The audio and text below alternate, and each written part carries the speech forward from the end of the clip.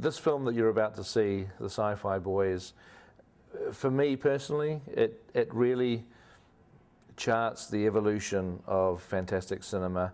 The fact that Lord of the Rings didn't come out of nowhere. I mean, I'm the product of films that I loved, that inspired me when I was a kid, particularly in my case, the work of Ray Harryhausen and Willis O'Brien, the magazine that Forry Ackerman created, which had such a huge influence on me.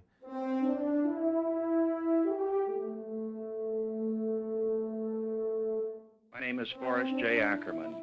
As I speak to you from the year 1970, I'm 53 years old. For 46 of those years, I've been seeing science fiction films. The first I ever saw was in 1926. The Lost World by Sir Arthur Conan Doyle, his famous novel of the Brontosaurus alive today and loose in London.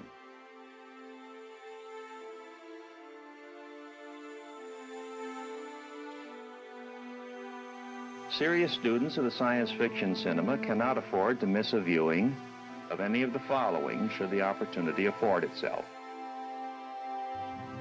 The War of the Worlds, George Pal out of H.G. Wells, with breathtaking special effects, which in fact won an Oscar in 1953. This is the actual model of the Martian war machine. I've seen every science fiction film made possible to me in approximately 50 years. More, I believe, than anyone else on Earth. I plan to continue to do so until at least 2001.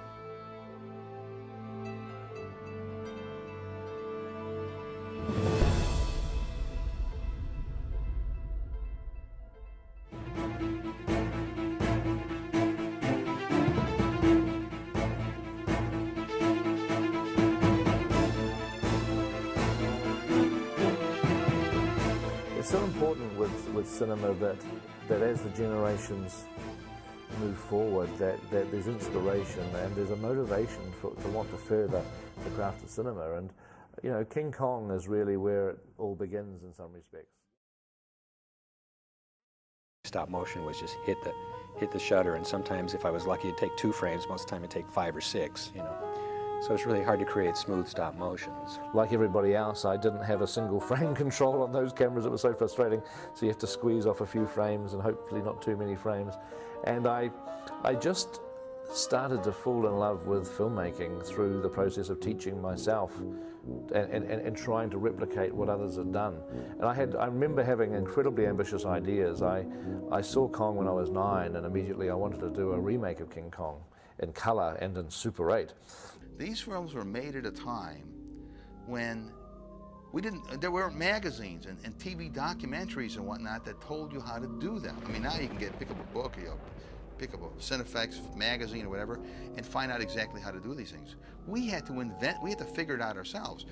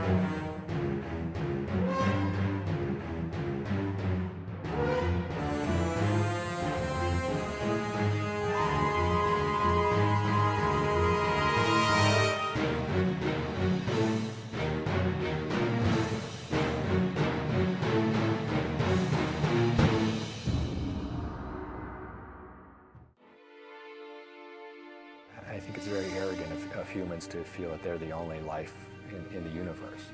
You know, there has to be life somewhere else. I mean, the universe is so vast. The life forms on this planet alone are so diverse. You know, I mean, when you look at some deep sea creatures, or, you know, compared to what we're like, or just insects and birds, and I mean, there's so much variety here. What would it be on another planet? This was not entirely, or certainly not limited to, kid stuff, because a lot of this was speculating about a world that might happen. But I think most people back then didn't think they'd live to see that world. My favorite movie, Aliens, I mean, I think I like all of them pretty much. You know, I mean, I like the Saucermen, you know, the little dwarves with the big heads, you know, that Paul Blaisdell did. You know, I thought those were cool, you know, big-headed, bug-eyed aliens. That's what, you know, they're supposed to be. But I also like the War of the Worlds aliens that Charlie Gomorrah made, with that weird triple-lensed eye. Yeah, I thought the alien that Steve Johnson did for the Roswell movie was really good. I thought it was, you know, based on what a lot of people reports what these things look like, you know, but I think with a nice little artistic flair to it. Hey! And this one just moved.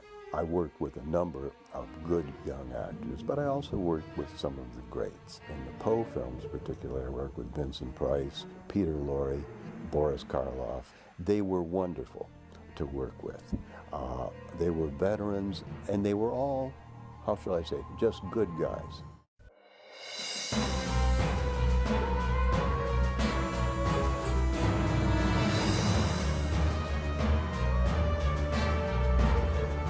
I heard that they were doing Ed Wood.